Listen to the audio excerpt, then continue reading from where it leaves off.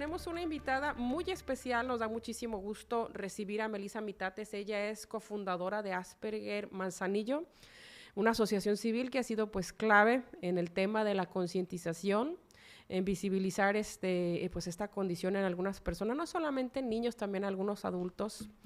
Y sobre todo dar el acompañamiento a través de esta asociación a papás, a menores, a jóvenes, a aquellas familias que conviven con el espectro autista, ¿verdad? Específicamente pues el síndrome de Asperger. Y pues conocemos todos también que hay un proyecto de la construcción de un CRID y de acuerdo a la información que ha trascendido, se va a atender a pacientes con esta condición. Así que eso vuelve más importante que participemos, que no seamos indiferentes, que nos sumemos a esta causa, a este proyecto. Melissa, bienvenida. Muchísimas gracias, Marisa, por la invitación. Es un gusto estar con ustedes. Muchas felicidades por este nuevo proyecto. Muchas gracias y bueno, pues también mucho que aprender, ¿verdad? Para empezar, ¿cómo se le denomina? ¿Es síndrome Asperger, condición, espectro autista? Pues se le denomina como también las personas quieran ser, pues en este caso, llamados. No a todos les gusta la etiqueta, pero si tenemos que hacer referencia a la condición como tal, es el trastorno del espectro autista, que es como de 5 años para acá, se modificó y se ha acuñado como el diagnóstico, trastorno del espectro autista. Ya lo anterior queda el síndrome de Asperger, autismo como tal, queda en la historia, pero sin embargo muchas personas se siguen familiarizando con este tipo de nombres, ¿verdad? Por el tipo de nivel que existe en el espectro autista, el Asperger se sigue manifestando o se le sigue llamando a aquellas personas que conviven con la condición del autismo en altas capacidades, que no se ven, no son evidentes las dificultades que tienen, pero bueno, se ha determinado como que estas son personas que tienen síndrome de Asperger. El síndrome, recordemos que la palabra síndrome es el conjunto de síntomas, entonces síndrome de Asperger se toma en cuenta como un autismo de alto funcionamiento y de ahí hacia abajo el espectro maneja 3 niveles, que es vamos a decir, el que necesita más ayuda, el que necesita apoyos de manera moderada y el que necesita menos apoyos.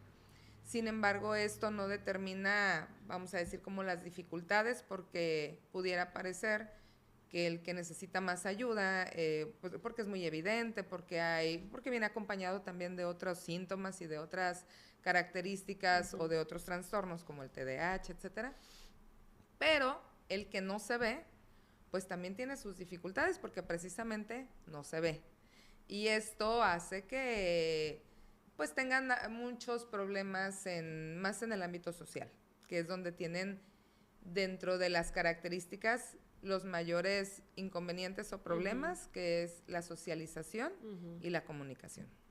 ¿Y cómo fue que nació la idea de crear Asperger Manzanillo? Bueno, Asperger Manzanillo nace ya aproximadamente 10 años, en reuniones precisamente buscando opciones aquí en Manzanillo para atender a los chicos, en algunas ocasiones todavía en edad de primaria, y aquí no había en ese entonces mucha información. Entonces, ahí en esas reuniones en donde estás esperando al médico, en donde estás esperando a la psicóloga, entonces de ahí se empezó a hacer una mamá con otra, Carla Peña, quien también es parte de Asperger Manzanillo, tuvo a bien tener esta idea de decir, a ver, ¿y si nos juntamos? ¿Y si lo hacemos? ¿Qué pasaría? Entonces nos empezamos a conformar y la verdad es que fue un momento muy padre porque había muchas intenciones de por medio para difundir, porque había mucha necesidad. Hoy por hoy creo que la difusión se sigue realizando. Hicimos el trabajo que en ese momento podíamos realizar nosotros como asociación. Entonces, esta parte creo que benefició mucho a la población de Manzanillo en general, al estado de Colima, también porque trajimos en ese momento ponentes de renombre. Llegamos a tener simposios de 300 personas, Sí. En varias, luego hemos tenido las carreras, etcétera. Todo esto para visibilizar. Básicamente fue el trabajo de visibilización e información. Después de la pandemia viene un trayecto que pues todos pasamos en donde se paralizan las actividades y obviamente no podemos o no pudimos hacer ya mucho, aunque ahí es donde más nos solicitaban la intervención, porque obviamente en casa Sí. había muchas situaciones que ya los papás se daban cuenta, ¿no? Por desgracia, esta es una condición invisible cuando el chico no representa mayor problema, porque no es impulsivo, sí, no tienen filtro, pero no tiene como gran trascendencia o no implica muchas dificultades. Pero ya cuando lo vives día a día, más que nada, porque el que tiene las dificultades es la persona, el que lo vive, el que lo tiene, y muchas veces se lo calla o dice, pues no entendí y ahí me quedé. Entonces, todo eso se fue viendo en la pandemia, los padres se van dando cuenta que hay cuestiones en la comunicación que no están claras o en la socialización, y también empieza otro tipo de atención que nosotros comenzamos a dar, que es la orientación a padres de familia, a maestros. Cuando regresamos de pandemia comenzamos a hacer talleres, algunas escuelas todavía este año realicé una charla con la UTEM, donde me invitaron a dar una charla con los maestros. Entonces, de ahí en adelante, a eso ya, o sea, convertimos un poquito, transformamos un poquito nuestro fin. Porque fueron avanzando, ¿no? Claro. Primero con el objetivo de visibilizarlo Sí, y sí, luego y seguir ya había dando visibilización. orientación. Y aquí el detalle es el siguiente, que luego, bueno, pues yo sé que uno no le puede dar gusto a todo el mundo, y cuando hacíamos las caravanas o cuando hacíamos las caminatas, sí se visibilizaba, y el chiste pues es dar de qué hablar, ¿no? Y en muchas ocasiones es, ay, pues ¿por qué hacen eso si nada más entorpece el tráfico? Uno quiere venir a desayunar, un domingo, no sé, que hacíamos una carrera. Que yo sé que es uno entre muchos que hay para ir a hacerlo, pero ya al generar esa incomodidad también para nosotros era un conflicto. Pues dices, sí, te preguntas qué están haciendo y te das cuenta que están visibilizando el autismo.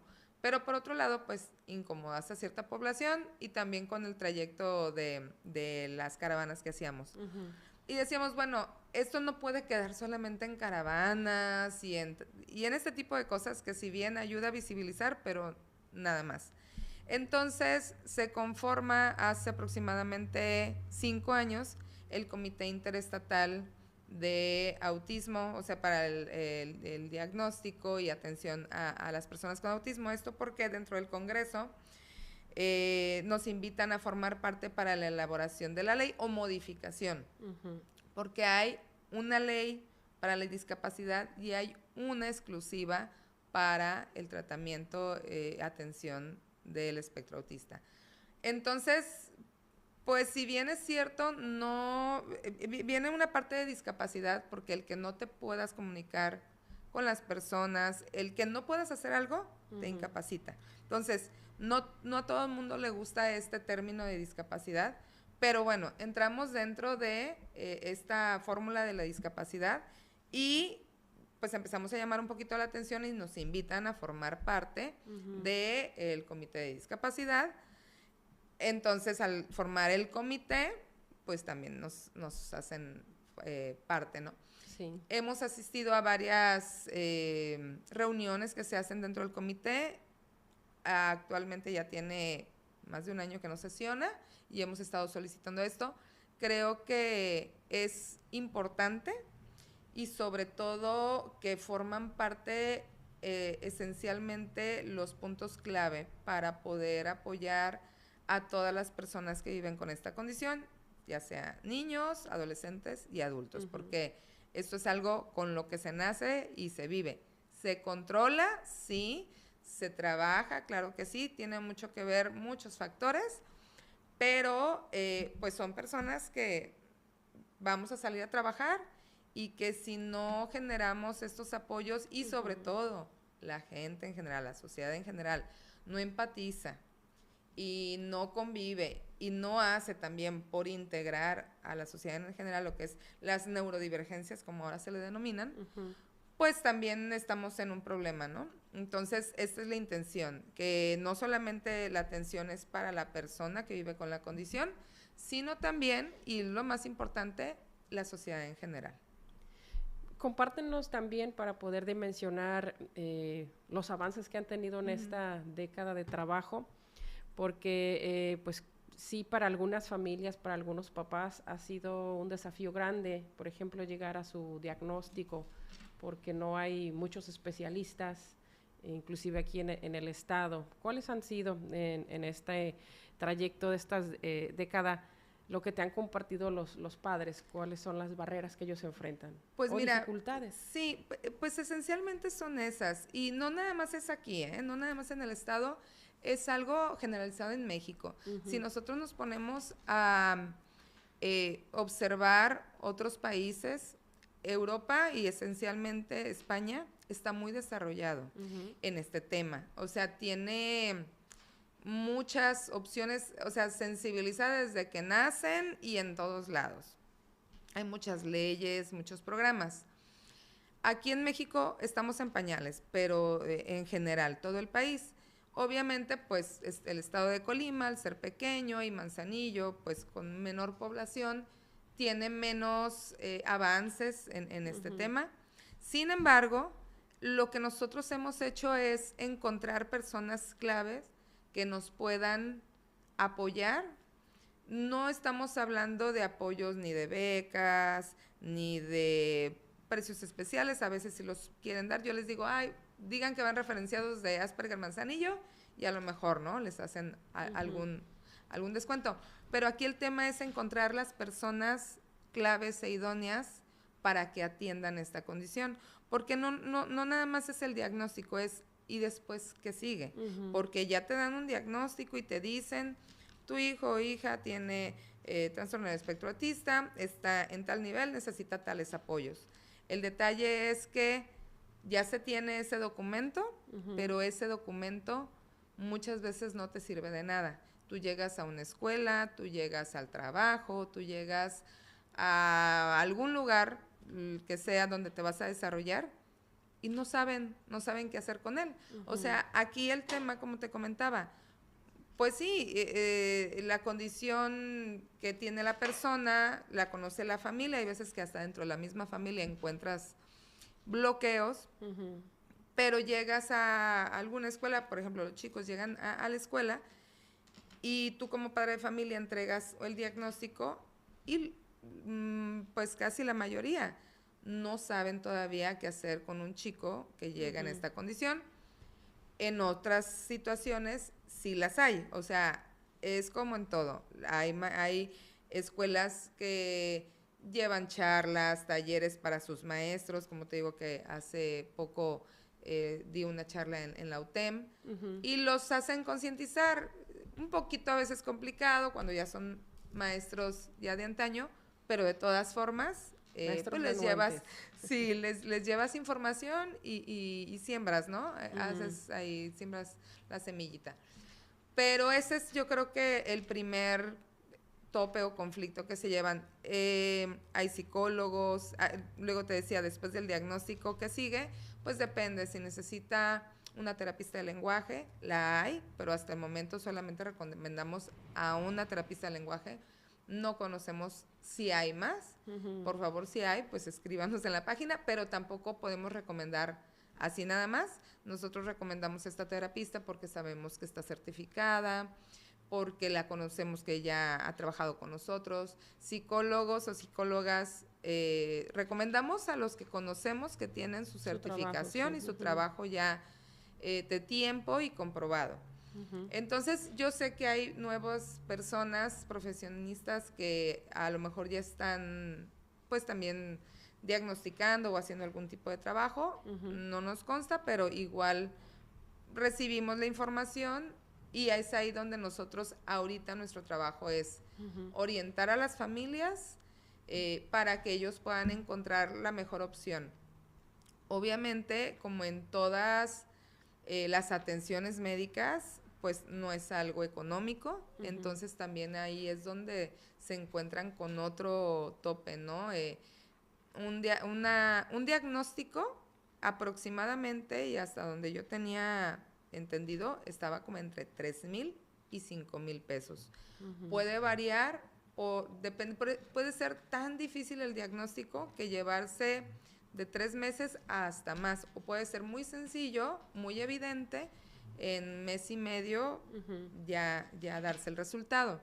Pero son pruebas, o sea, no nada más son psicológicas, también te mandan al neurólogo,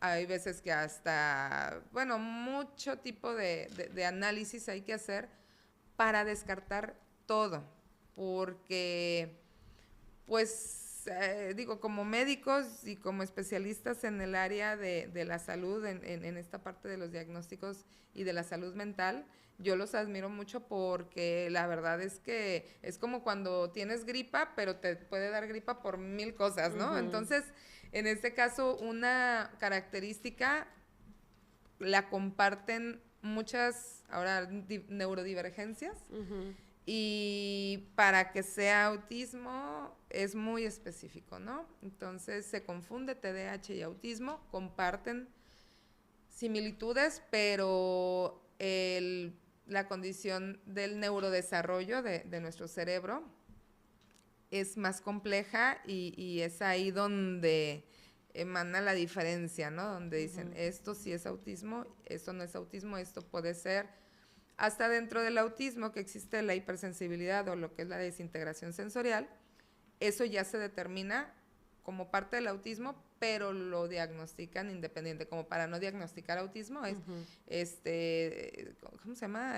Trastorno de desintegración sensorial, algo así.